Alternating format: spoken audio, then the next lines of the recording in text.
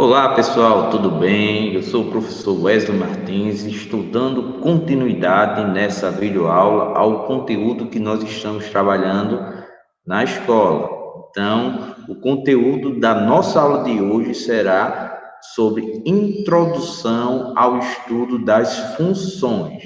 Então, eu vou mostrar aqui um breve resumo, certo, de todo o conteúdo que vocês precisarão saber para efetivamente estudar função do primeiro grau, função do segundo grau, função modular, exponencial, logarítmica. Então, vai ser algo para a gente ver o conteúdo, resolver alguns exemplos e, no final, deixar duas questões de atividades para vocês fazerem em casa, certo? Em um próximo vídeo eu passo corrigindo justamente essas questões. Mas, a primeiro momento, vocês tentam fazer com relação à explicação dessa aula. Então, eu espero que vocês entendam o conteúdo que vai ser abordado agora. Então, vou começar aqui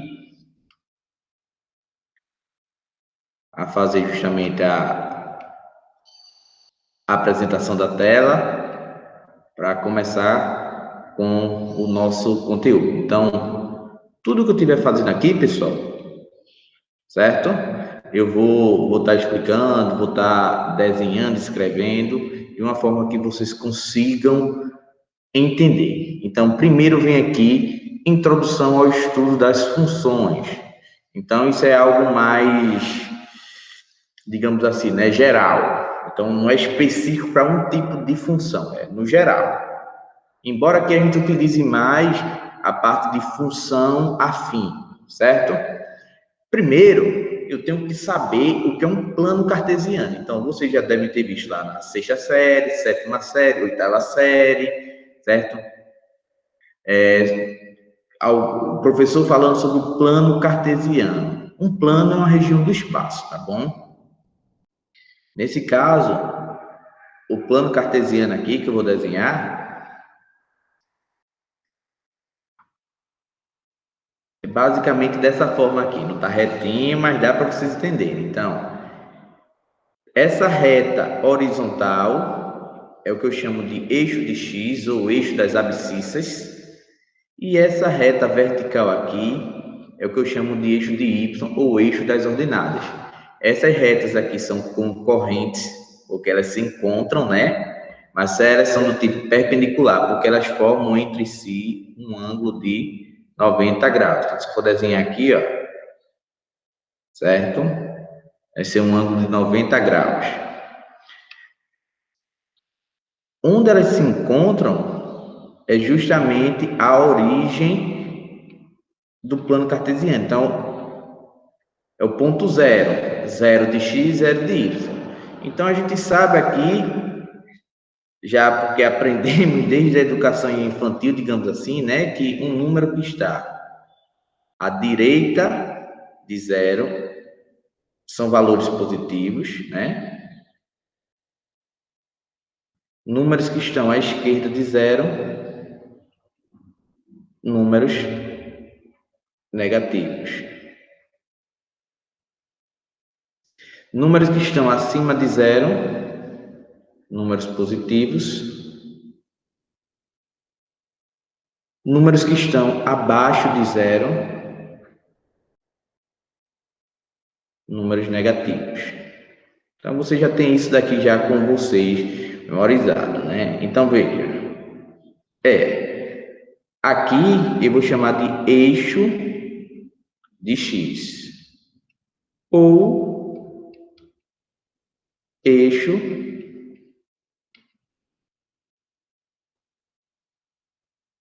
das abscissas, certo? Vou só alterar aqui para vocês entenderem melhor. Aqui eu vou chamar de eixo de Y ou de eixo das ordenadas.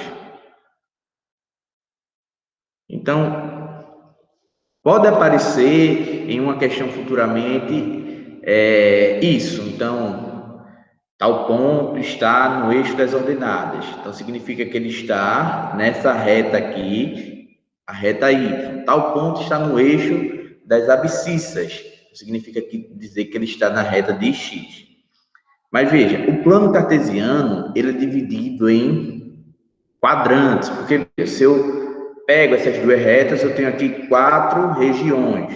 Então, essa primeira região é chamada de primeiro quadrante. Nessa região aqui, os valores de x eles são positivos e os valores de y também são positivos.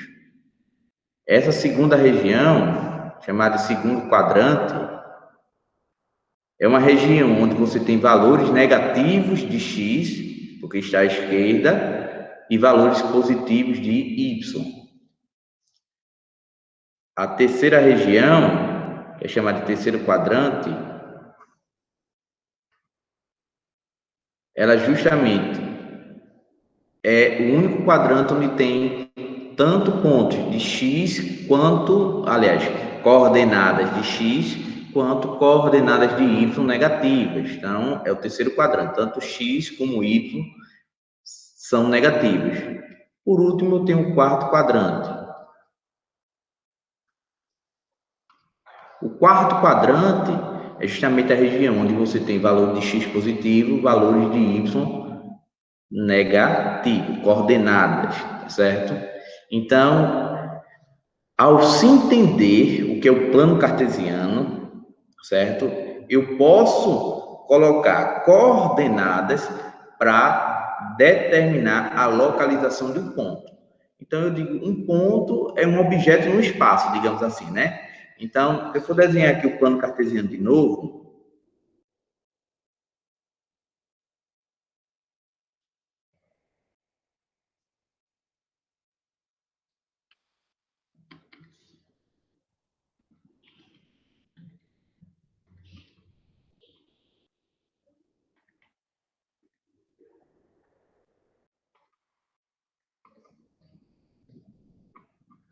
se eu for desenhar aqui um plano cartesiano e por um exemplo, eu marcar aqui o ponto A, aqui eu marcar o ponto B, aqui eu marcar o ponto C e aqui eu marcar o ponto D. E eu posso perguntar a vocês quais são as coordenadas desse ponto. Então, para primeiro determinar essas coordenadas desse ponto, vocês vão ter que saber que o ponto ele é um par ordenado, né? Ele é formado por um par ordenado. Então, um par ordenado. Professor, o que seria um par ordenado? Par ordenado justamente vem de quê? Né? 2 é par. Ordenado porque vem uma ordem. Então, par ordenado é isso daqui, ó. X e Y. Então, X, tu sabe que é a coordenada do eixo de X. O que seria Y? Coordenada do eixo de Y. Tu sabe isso daqui. Então, para determinar um ponto, eu tenho que pegar a coordenada do eixo de X e a coordenada do eixo de Y e colocar nessa ordem. Assim é que eu determino o ponto. Então, vamos lá. Nesse caso aqui, o ponto A, veja, primeiro eu começo com X. Então, ó, vou observar aqui, ó, onde é que está o eixo de X está aqui. Então, veja, se eu subir aqui, ó, eu vou ver que esse ponto A, ele está equivalente a quem? A coordenada menos 2 de X. E se eu pegar o eixo de Y, traçar aqui, né? Então, eu vejo que o ponto A, ele está em menos 2 de X, 1 de Y. Então, o ponto A, ele é definido pelas coordenadas menos 2,1, pelo par ordenado menos 2,1. Já B está aqui, ó. Então, primeiro eu vou olhar quem é X. Então, ó, olhei aqui, ó, partindo daqui, ó, está em 3 de X. E para Y, está em menos 2. Faltou menos aqui. Então, B, quais são as coordenadas de B? 3, menos 2. Então, par ordenado é 3, menos 2 de B. Isso. C. Vou olhar C aqui. Primeiro eu começo com X. Ó. Vou descer aqui para tentar encontrar o eixo de X. Então, 2. Depois em Y aqui, 2 também. Então, 2,2. D, primeiro de X, né? Suba aqui até chegar. Então, menos 1. Venho aqui até chegar em Y menos 2. Então, menos 1, menos 2. Então, pronto, pessoal. Aqui você consegue determinar justamente quem é o par ordenado, quem é o ponto em questão, as coordenadas do ponto. Então, só observando. Eu posso colocar, eventualmente, uma questão na qual eu peço, determine as coordenadas do ponto A, do ponto B, do ponto C. Futuramente, vocês podem também, quando chegar, quem é do primeiro ano e for chegar no terceiro ano, vai, mais para frente, fazer esse estudo de novo, para determinar a distância entre pontos. Quando está estudando função afim, a gente pode determinar a lei de formação de uma função, observando justamente os pontos do gráfico onde ele toca, certo? A gente pode determinar isso. Então, vocês conseguem através desse conteúdo. Então, entendendo aí o que seria o par ordenado, x e y, tá bom?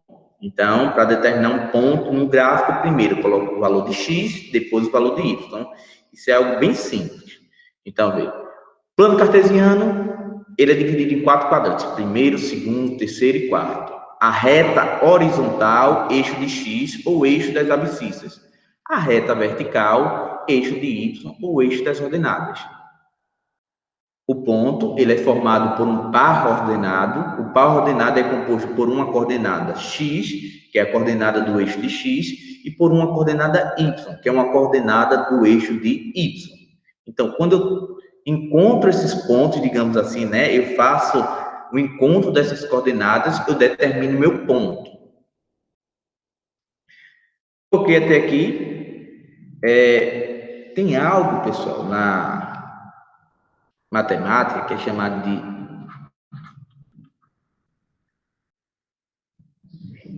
de diagrama de Venn, né?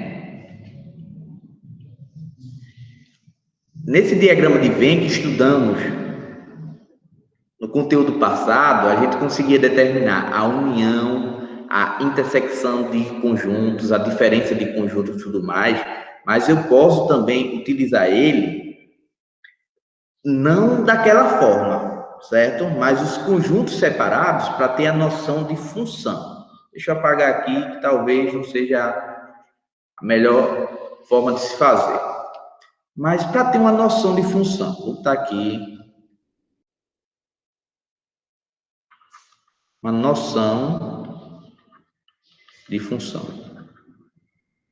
Vocês vão observar o seguinte, pessoal.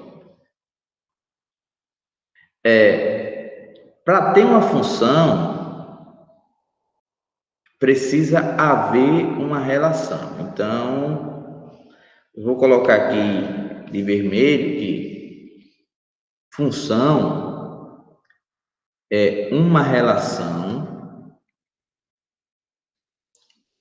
entre variáveis.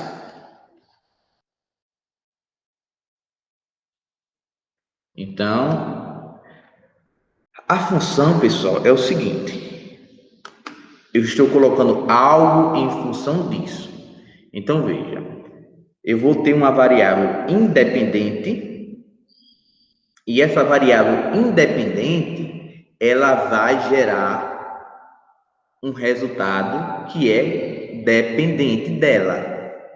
Por um exemplo, quando você vai no supermercado, para você saber quanto você vai pagar ao final da sua feira, digamos assim, né, das suas compras, você tem que saber a quantidade de produtos, o preço dos produtos.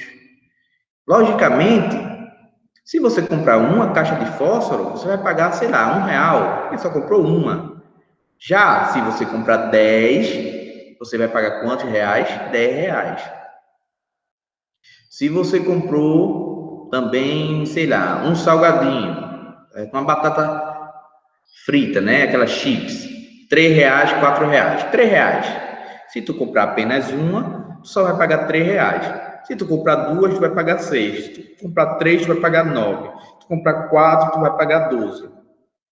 Então, o preço final a se pagar, nesse exemplo, vai depender da quantidade de salgadinhos, de batatinhas que você comprar. Então, em uma feira, vamos ter ali várias variáveis, né? Você não vai comprar só um produto, né? Esse produto não vai ter um único preço, né? Os outros produtos não vão ter um único preço. Mas, à medida que você for colocando mais itens no seu carrinho de compras, significa que o preço final a se pagar vai ser maior, né? Então, uma coisa é eu levar um item, outra coisa é eu levar 50 itens, 100 itens. Então, levando um item, certo?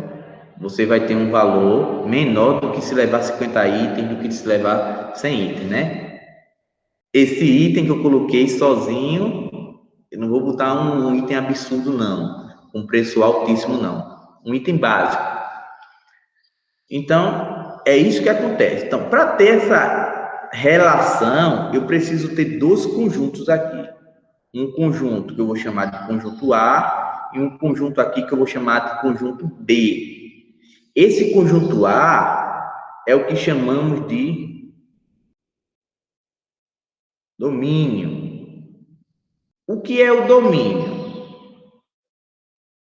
É o conjunto que possui, certo, as variáveis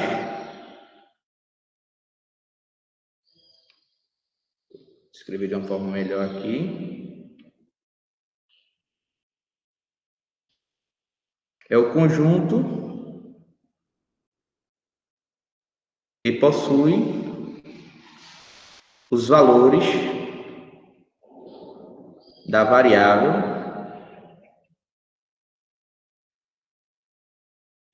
adiantei demais.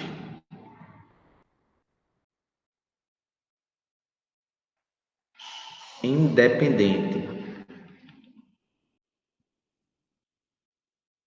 Então, nesse conjunto aqui que é o domínio, ele vai possuir todos os valores da variável independente. Já aqui, o conjunto B, ele é chamado de contradomínio. Por que contradomínio?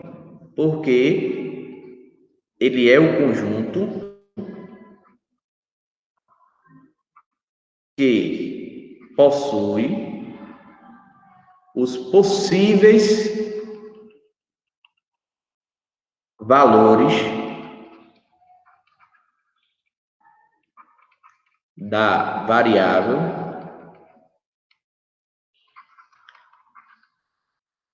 dependente. São os possíveis. Não significa dizer que são os valores.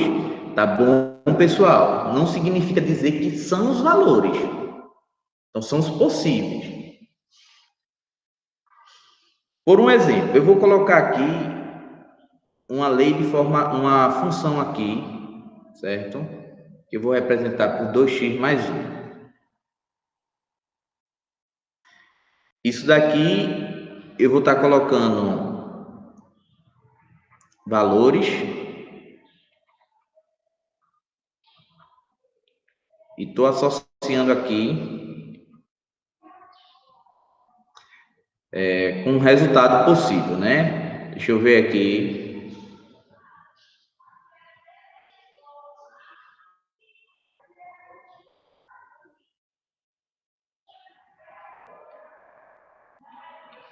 Pronto.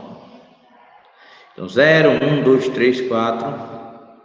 Deixa eu apagar aqui para ver se dá todas. Mais bonitinho.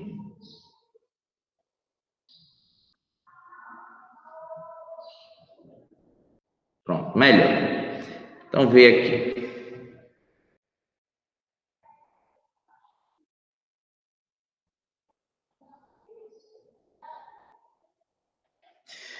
Vamos observar o seguinte, pessoal. Essa variável, que eu vou chamar de independente, certo? Em uma função, ela é o valor de x, tá bom? Vou botar aqui, valor de x, ou coordenada x, certo? Aliás, a variável é o x, né? Vou colocar aqui, é o x. Já essa variável dependente, nesse exemplo aqui, né? Seria quem? O y. Ô, professor, por que o senhor diz nesse exemplo? Porque eu posso mudar também. Eu poderia botar uma questão desse tipo. Aí vem, o D seria a variável dependente, seria a variável que dependeria do valor de T. O T seria a variável independente, tá certo? Mas aí eu faço uma associação, que o valor de D é o mesmo que Y, né? Eles têm a mesma relação, né? São equivalentes. E o T é equivalente a X. Eu poderia fazer isso daqui também, para vocês entenderem. Então, observe o seguinte, pessoal. O X, eu não disse que é o conjunto, que o domínio é o conjunto que possui os valores da variável independente. Então, vamos imaginar o seguinte, que eu vá substituir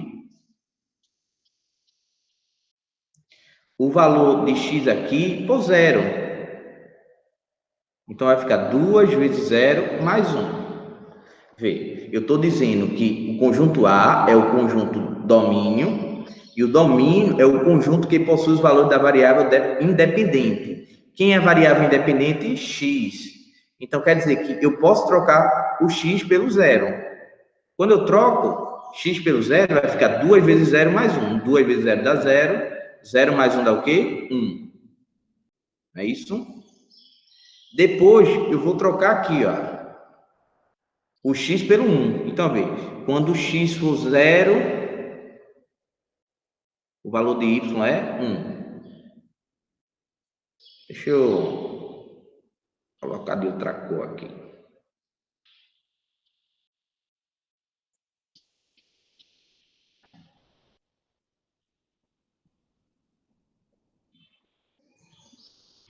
Dá um destaque maior.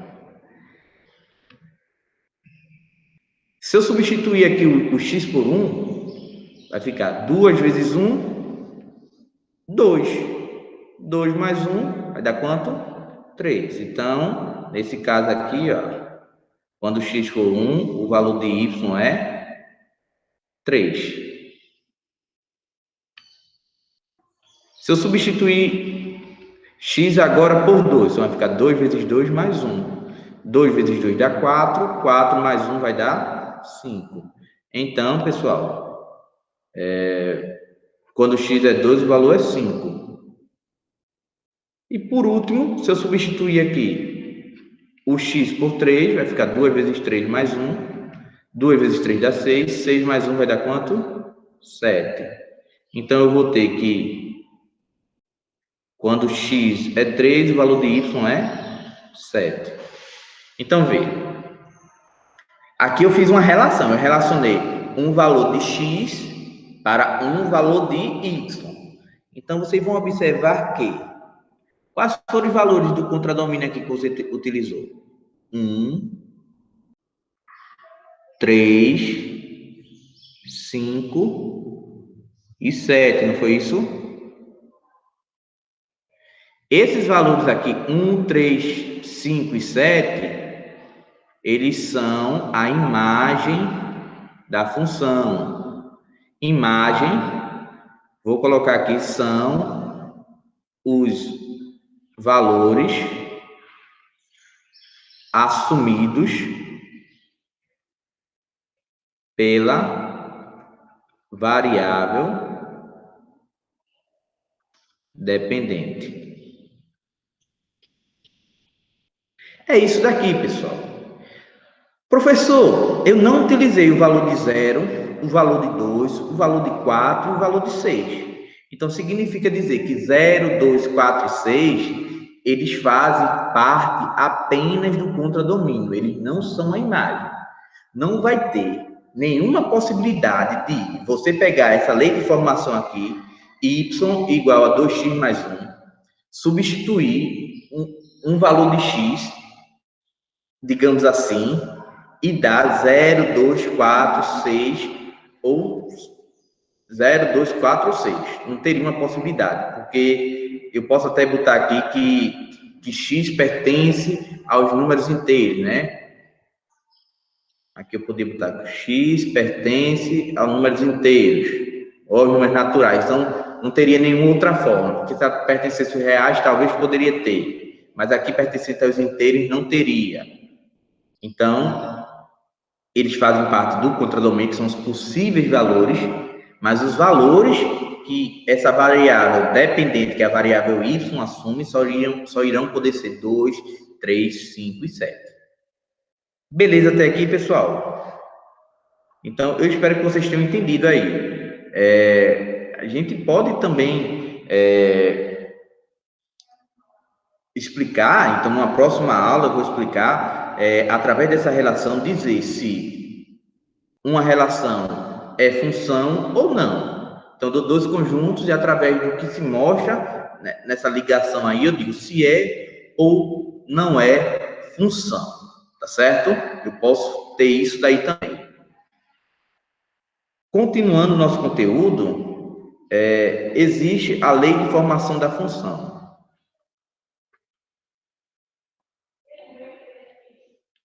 Lei de formação da função. Então, como eu disse a vocês, pessoal, geralmente, quando a gente está estudando introdução ao estudo das funções, é algo mais geral, é algo que pode abranger função do primeiro grau, função do segundo grau, função afim, função quadrática, não é isso? Função exponencial, função logarítmica, função modular, talvez funções trigonométricas pode aparecer, mas geralmente o que a gente trabalha são com questões de função afim, função do primeiro grau. Quando eu peço lei de formação da função, geralmente eu vou pedir para vocês, pessoal, escreverem uma equação, digamos assim, que possa ser possível provar o que está sendo dito naquela questão, né? É isso basicamente. Então, eu vou colocar um exemplo aqui, exemplo 1. Aí eu pergunto,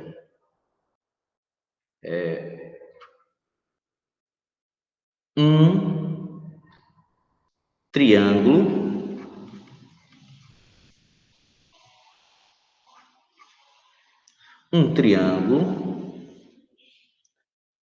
de base medindo B e altura medindo H, certo? Um triângulo de base medindo B e altura medindo H. Pronto. Qual é a lei de formação, ou melhor, qual é a fórmula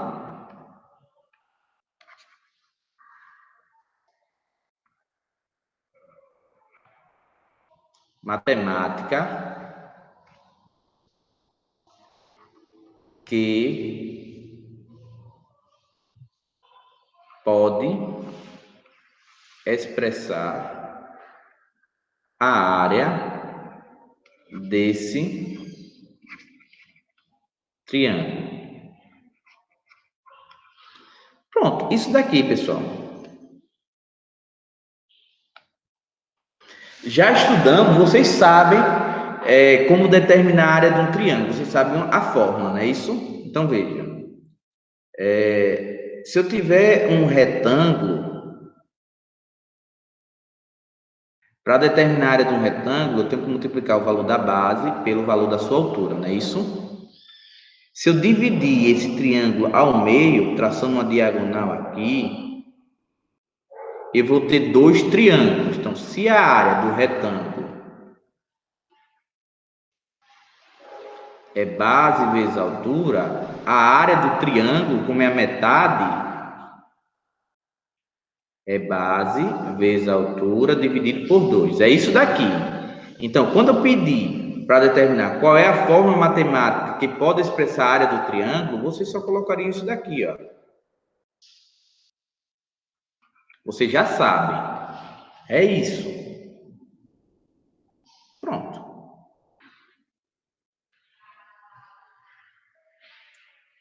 Aí também eu poderia dizer também, um exemplo 2,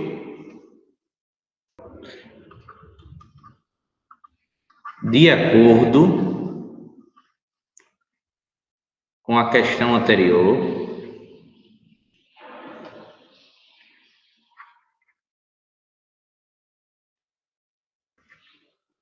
qual será o valor da área desse triângulo se sua base medir 10 centímetros e sua altura medir 5 centímetros. E se a base medir 12 centímetros e a altura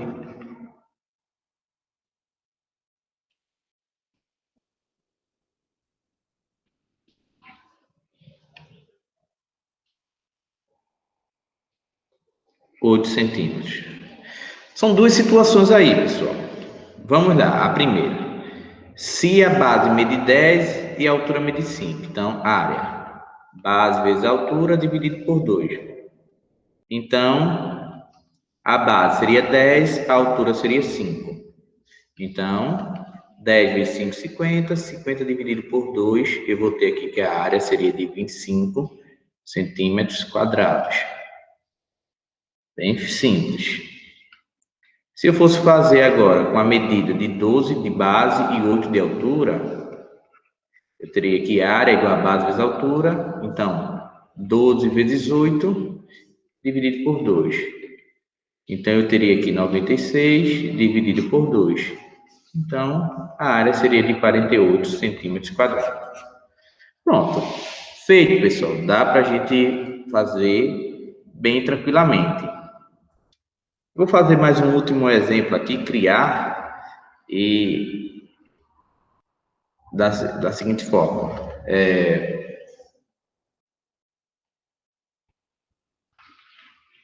Um técnico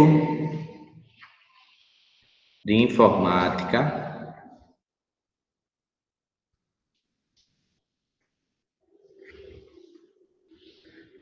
cobra R$ 50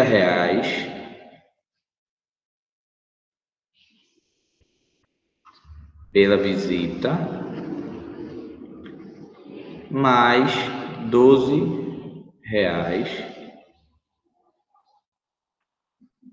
por hora trabalhada. Ponto. Determine a lei de formação da função que expressa o valor final a ser pago, a ser recebido, né? A ser pago ao técnico por X horas trabalhadas. Eu poderia ter botado também que expressa o valor final a ser recebido pelo técnico. Poderia também ter botado isso.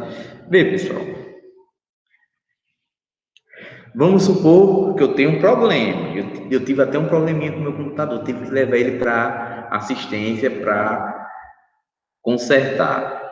Aí eu paguei um valor. Esse valor, só pela visita, o técnico cobraria R$50.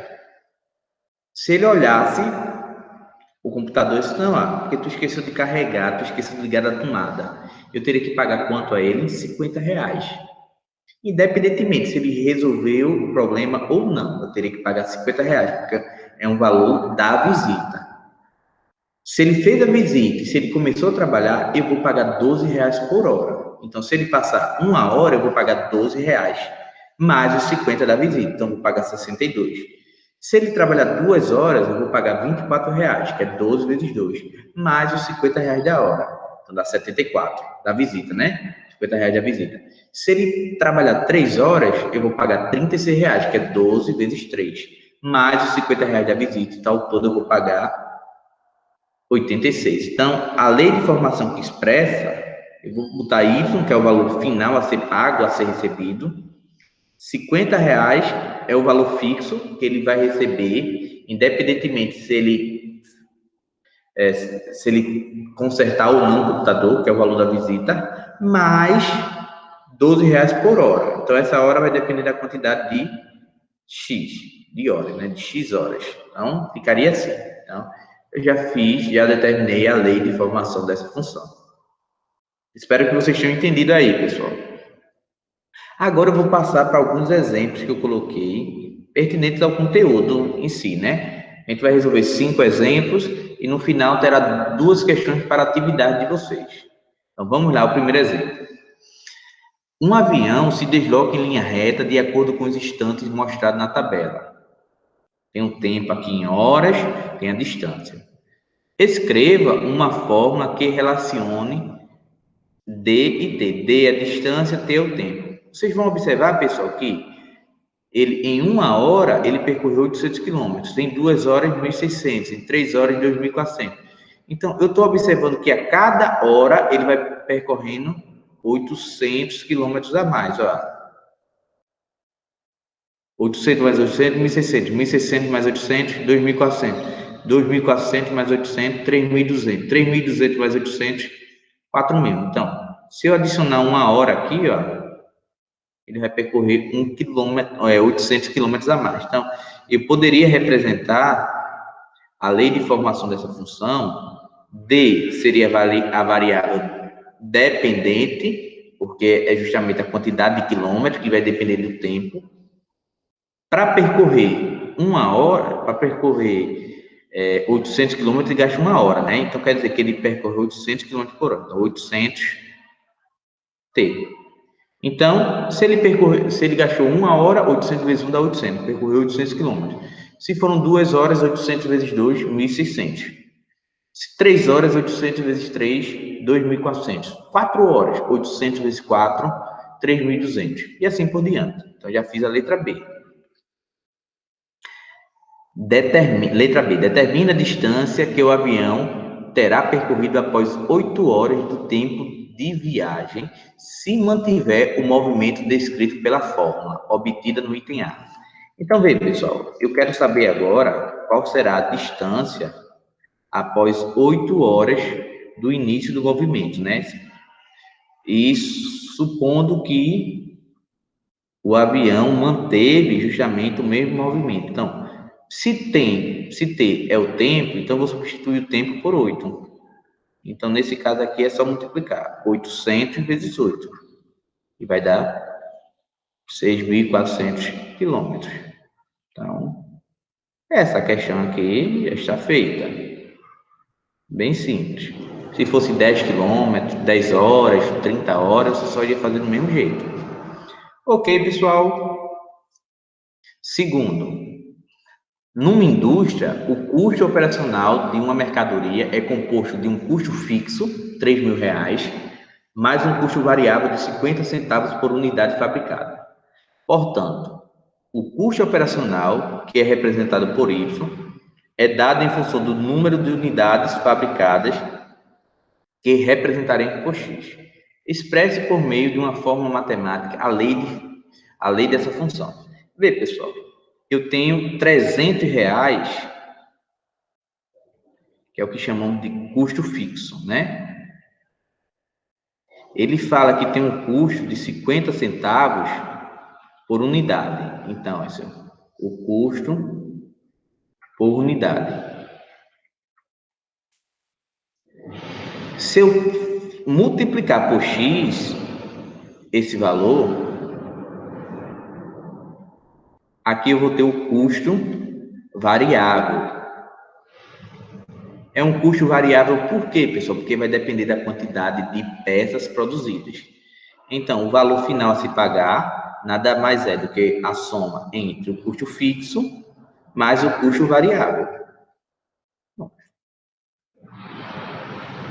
Professor, se ele não produzir nenhuma peça, ele vai pagar quanto? Apenas R$300, que é um custo fixo. Se ele produzir uma peça, ele vai pagar os R$300 de custo fixo, mais 50 centavos, que é o custo de produzir uma peça. Então, ele vai pagar R$300 e 50 centavos. Se ele produzir duas peças, vai pagar R$300, que é o custo fixo, mais R$1, que é o custo para se produzir duas peças. 50 centavos de uma, 50 centavos de outra, dá R$1. Então, ao todo, ele vai pagar R$301. E por aí em diante, pessoal. Exemplo 3. A tabela abaixo indica o custo de produção de certo número de peças para informática. Então, veja, se produzir uma peça, gasta R$1,20, duas peças, R$2,40, três peças, R$3,60, quatro peças, R$4,80. Então, cada peça aqui, pelo que eu estou observando, é R$1,20 a produção, o custo, né?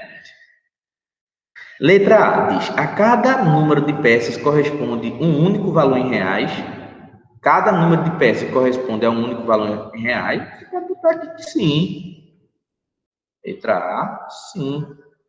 Veja, se ao produzir uma peça é R$1,20, duas peças R$2,40, três peças R$3,60, quatro peças R$4,80, cinco peças seis peças R$7,20. É um único valor. O que é dado em função do que na letra B? Então, letra B, eu posso botar aqui o custo é dado em função do número de peças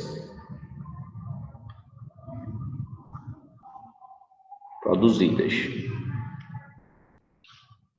Só isso. Letra C. Qual é a fórmula matemática que dá o custo Aqui ele mandou botar né? Tá bom? Eu vou até trocar aqui, vou botar um Czinho melhor. Em função do número de peças X. Então, o custo de X é de 1,20x. Professor, por que 1,20? Porque 1,20 não é o preço de uma peça só?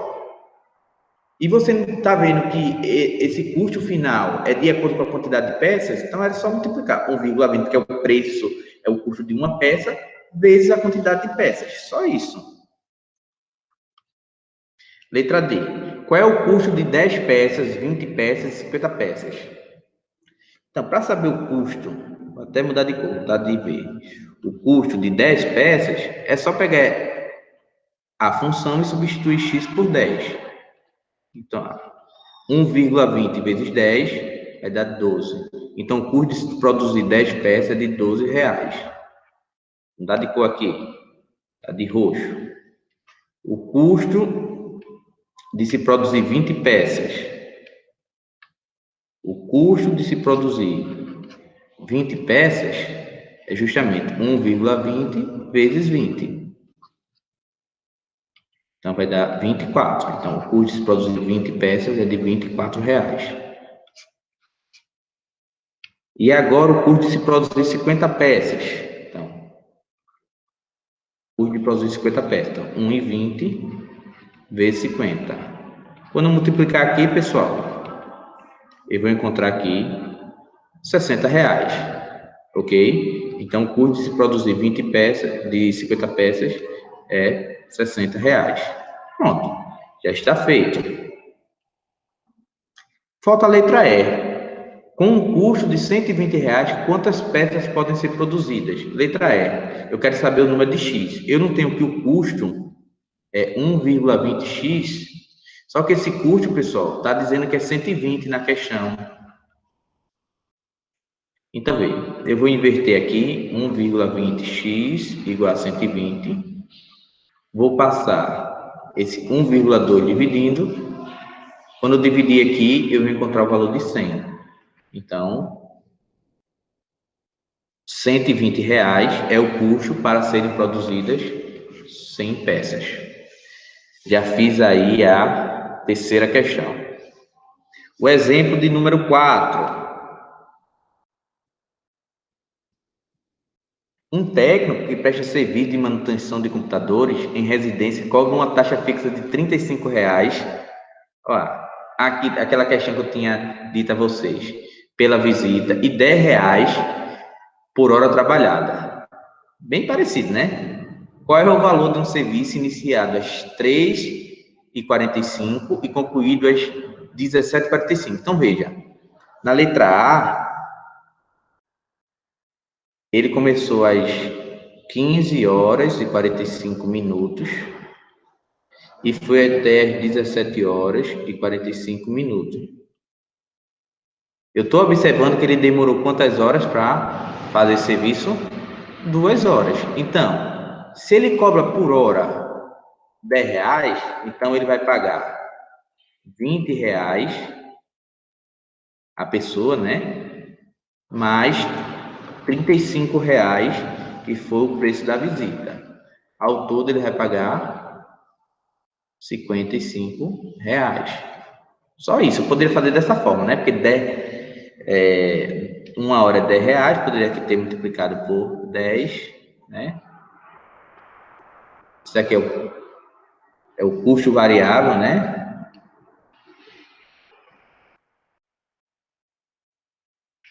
O custo variável.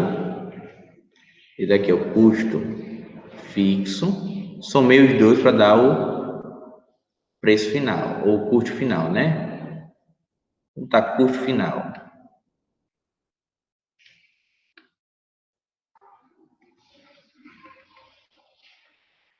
Pronto, beleza. Letra B. Quantas horas esse técnico trabalhou sabendo que ele recebeu 75 pelo serviço? Então, veja.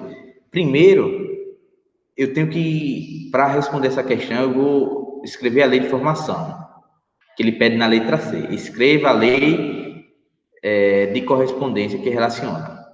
Eu poderia fazer isso, mas vou fazer de outra forma. Ele não recebeu 75 na letra B? Então, ele recebeu 75, pessoal. Vocês sabem que desses 75, se eu tirar R$ 35, que é justamente do custo fixo, significa dizer que ele só recebeu R$ 40 por hora trabalhada, né? Se eu dividir esse valor aqui por R$ 10, que é o preço da hora, significa dizer que ele trabalhou apenas 4 horas. Depois eu faço com a lei de formação da questão, né? Vê, ele recebeu 75. Se tu tirar os R$ 35, que é aquele preço fixo, que é o da visita, significa dizer que eles, por hora trabalhada, ou melhor, pelas horas trabalhadas, ele recebeu R$ 40. Se é R$ 10 a hora e ele ganhou 40, então significa dizer que são 4 horas trabalhadas, porque 4 vezes 10, 40. Aí eu fiz sem utilizar a forma, porque eu só vou poder utilizar a forma na letra C, que ele pede. Escreva qual é a lei de correspondência que relaciona o valor pago pelo serviço prestado e as horas de trabalho. Então, a lei que relaciona, vou dizer que é Y igual R$ 35 é o fixo, não muda. R$ 10 é o preço da hora, 10. E X é a quantidade de horas. Pronto. Isso. Então, 35 mais 10x. Então, vê, se eu utilizasse agora 35 mais 10 vezes 4. 10 vezes 4 daria 40, 35 mais 40, 75, né? Aí eu provaria a letra B aqui, né? Eu vou apagar essa parte aqui que não me interessa, né? Pronto. Letra D, qual é a variável dependente da lei obtida no item C? E a variável dependente? Então, na letra D, a variável dependente é o Y. Aqui ele não pede para dizer, né? O Y, no caso, é o valor pago.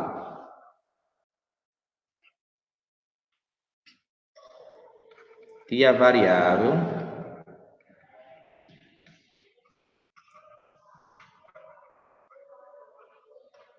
dependente é o X, certo? Que no caso é o número de horas trabalhadas, né? Seria só isso, pessoal. Para finalizar, certo? O nosso vídeo com a resolução das questões, só falta esse exemplo número 5. Um estacionamento cobra R$ 5 pela primeira hora e R$ 1 por cada hora adicional. Escreva a lei de formação da função que associa o valor cobrado pelo estacionamento ao tempo que cada veículo permanece estacionado. Então, veja. Eu colocaria assim, né? Por 1 hora, ele paga R$ 5.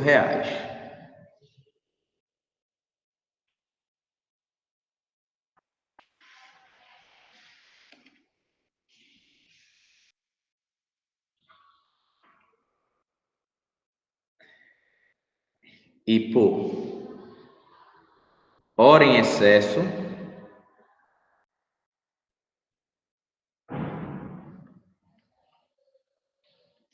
por hora ultrapassada, ele vai pagar mais R$ 1. Não é isso que a questão diz? 5 questões pela primeira hora e R$ 1 por hora adicional. Então, na letra A, o valor Y, o valor a ser pago, então ele vai pagar R$ 5 mais 1 que multiplica x menos 1. Isso daí. Ô professor, mas por que x menos 1? Vamos imaginar o seguinte, pessoal. Se ele passar 1 hora, ele vai pagar quanto? 5. Então, vê, se eu substituir aqui x por 1, 1 menos 1 dá 0. 0 vezes 1 dá 0, só vai pagar o 5. Mas se ele passar 2 horas, tá entendendo? Então, esse valor aí, a quantidade de horas, eu tenho que tirar uma. Por que eu tenho que tirar uma? Porque 1 hora ele já vai pagar R$ 5. Então, se ele passar 2 horas, então 2 menos 1, 1. Então, ele só vai pagar R$ 1 por 1 hora. E foi o que ele passou a mais daquela hora inicial. É isso. Então, a lei de formação da função é essa daqui. Ah, professor, mas aí eu poderia fazer de cabeça, já tirar. Mas eu quero que você represente uma lei, certo? Então, para você representar, você teria que representar dessa forma aí. Porque uma pessoa, certo? Talvez que não tivesse a possibilidade de entender o cálculo mentalmente, né? Entender que se eram 2 horas, teria que tirar uma, porque já era 1 hora que ele está pagando R$ 5, podia se complicar. Então, fazendo isso, ele não ia errar. Letra B, quanto um cliente pagará ao deixar um veículo estacionado por 5 horas? Vê, eu vou fazer o cálculo sem a necessidade da fórmula, depois eu vou fazer uma fórmula. Então, vê, ele vai passar 5 horas, não é isso? 5 horas. Primeiro de tudo, ele vai pagar na primeira hora, segunda hora, terceira hora, quarta hora e quinta hora.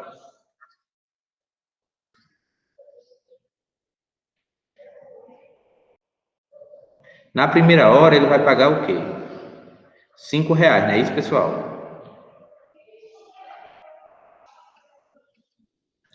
Na segunda hora, que é a hora ultrapassada, ele vai pagar só R$ 1. Na terceira hora, R$ 1 também. Quarta hora, R$ 1. Quinta hora, R$ 1. Então, se eu somar tudo isso, ao todo ele vai pagar R$ 9. Observem que, se eu somar isso daqui, ó, é a mesma coisa que eu ter R$ 1 vezes 4, né? Para dar R$ 4, né? Ou 4 vezes 1. E se eu utilizar a fórmula,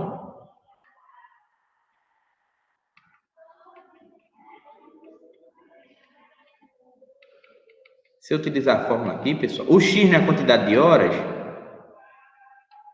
então o x seria 5. 5 menos 1. Vê. 5 menos 1 dá quanto? 4. 1 vezes 4 dá 4. 5 mais 4, 9. Então, vê. Aí eu consegui provar a vocês que aquela fórmula que eu coloquei na letra A realmente é válida, porque eu estou tirando essa hora que ele já está pagando R$ 5. Então, aqui eu já finalizei meus exemplos, né? Agora eu vou para a atividade de vocês. A atividade número 1, eu digo, na tabela a seguir, o preço de combustível está em função do volume abastecido. Eu quero que na letra A você diga, escreva a fórmula que associa o preço P e o volume do combustível. Na letra B, determinar o valor pago por 7 litros.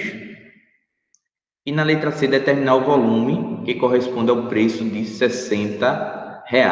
É isso que eu estou querendo de vocês. A número 2, eu digo, um retângulo tem a largura x, comprimento y e a área de 24 centímetros, como mostra abaixo, a figura abaixo, né? Eu quero, determine o que se pede em cada item. Letra A, a lei de correspondência que expressa o número y em função da largura x. Então, eu quero uma lei que vai determinar o comprimento y em função da largura x. Letra B, o comprimento y, se a largura desse retângulo for 4,8. Então, veja. Eu quero que você determine aí. As dimensões desse retângulo, se o comprimento for 6 vezes a largura. Pronto. Essa é a atividade. Então, pessoal, eu espero que vocês tenham entendido essa aula de hoje. Espero que não tenha ficado sobrecarregados aí com muita informação. Espero que realmente consigam entender, aprender, tirar suas dúvidas e conseguir realizar essa atividade, né? Sem nenhum problema. Qualquer coisa eu estou por aqui, tá certo? No próximo vídeo eu falo sobre a resolução desses 2 exemplos. Então, pessoal, até mais. Tchau, tchau.